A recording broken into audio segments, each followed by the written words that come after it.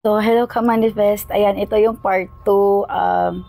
Naputol kasi yung sinabi ko doon. So, ayan, mag-ingat tayo sa mga kausap natin, sa mga taong nasa paligid natin, lalo na pag negative sila. Kasi 'di ba, pag nagma-manifest ka, kailangan naka-maintain yung higher vibration mo. So, dapat kung nakita mo na ito ang taong to is medyo negative or ayan, yan yung energy niya or medyo na-drain ka or something else, pwede ka mag-set boundaries, respect, basta maintain respect ka lang, ganun. So, basta maalagaan mo lang yung vibration mo para, ayan, align ka pa rin dun sa frequency or sa level ng vibration ng minamanifest mo. So, yan yung pinaka-importante. So, bakit ko sinasabing pwede ka mag-jog, mag-exercise, para din ma-release yung mga negative energy at the same time, yung extra energy mo, dun mo malagay at the same time, gagaan ka, you will feeling great, and so on. So, ayun po. So, ulitin ko po, ang pagmamanifest is mag-cleanse ka na muna. Pwede mo gamitin yung bay leaf, burn ka ng bay leaf. Yan yung i-cleanse mo sa paligid mo. Or Anima Christi Latin song 1 hour before or 30 minutes before the manifestation time mo. Then, pwede din insenso or palo santo, white sage na meron ka andyan. So, yung pinaka-convenient is yung Anima Christi. So, cleanse all your things, your gamit, yung papel, ballpen, bay leaf, cosmic magic lip tint, potpourri, lahat, i-cleanse mo muna bago mo siya gamitin through manifestation. So, pagkatapos, isulat mo na yung mga manifestation mo dun sa bay leaf or dun sa papel. Ayan. So, it doesn't matter kung ilan yung sinulat mo dun sa bay leaf, as long as kaya naman, magkakasya naman, go. Hindi yan importante. Yung pinaka-importante is yung pure ng manifestation mo, yung heart mo, yung peace of mind mo, yung happiness mo, yung gaan mo that time, at how you trust the God along the process. Yun po yung pinaka-importante pag nagma-manifest tayo. Kaya, ayan yung mga best tips and advices ko for you guys and reminders sa inyo. Sa mga bago dito, you can avail doon sa libreng Cosmic Magic Lip Tint. Meron po yung mechanics and instructions. DM na lang kayo sa akin. Ayan, tanong niya lang kayo. And, ayun, maintain into love frequency, love yourself enough, and attract good people, good doings, and be always a blessing to other people, guys.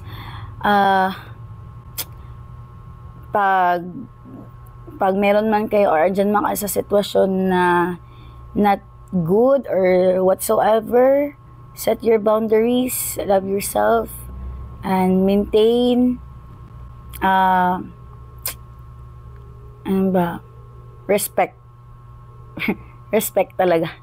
Maintain respect. Malinis na konsensya and all. Yan talaga yung pinaka-importante, guys. Yan yung magpapagaan sa'yo pag tama yung gawa mo, alam mo, wala kang ginawang mali, inapakang tao. Ayan lahat. At nangikipag-usap ka lagi sa Diyos. Hindi malabong di mangyayari yung mga gusto mong mangyari or manifestations mo. As long ito ay maganda, tama, at into love. Hindi nakakasakit na ibang tao. So, it will be manifested. So, lagi mong isipin, it will also manifest in your body, in your mind, and all. So, pili ka na lang kung doon ka sa low or doon ka sa higher vibration. So, ayan lang po. I love you guys. Hindi ko pa talaga nagawa yung sa shadow. Nasa place kasi ako ng meron pala talaga akong naantay. So, antay lang kayo, guys, ha. I love you. So, malapit na dumating ang ating mga crystals. Bracelet crystals like this. Pero, Ayan, I will post it soon, very soon. Inaano ko pa lang yung mga gamit ko na paglalagyan, etc. Para maging presentable at maging gift ito sa inyo pag binili nyo na. Okay? So, love, love, love. Mwah! Thank you so much for listening. And, yon, subscribe sa channel ko, sa YouTube channel ko, Manifest 8888 Merishkans Venture. Love you. Thank you so much. Salamat sa mga nagtiwala. Salamat po. Manifest mamaya. Wag kang makakalimot. Ay, ako yung may nalimutan. Ayan, so, we will having,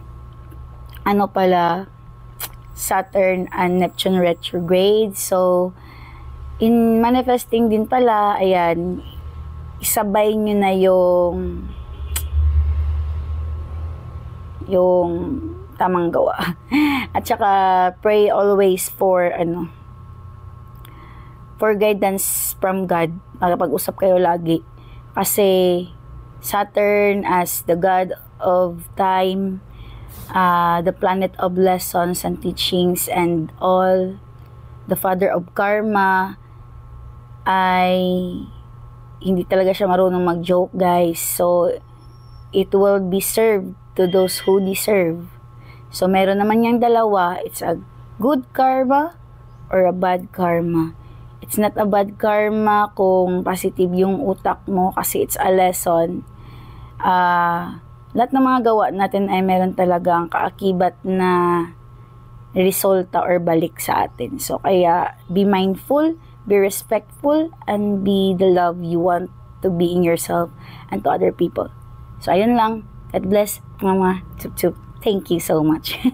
Ayan, kaya ako naka-pink kasi Venus Kazimi, di ba? So, mamaya magmamanifest during Philippine time, New Moon Gemini, 8:37 p.m. So, ayan, umaga pa lang is naka-vibrate na tayo. Ito lang, frequency and higher vibration. So, nakikinig na ako ng mga gospel songs, guys. Kanina pa. So, I hope ikaw din, kayo din. Love you.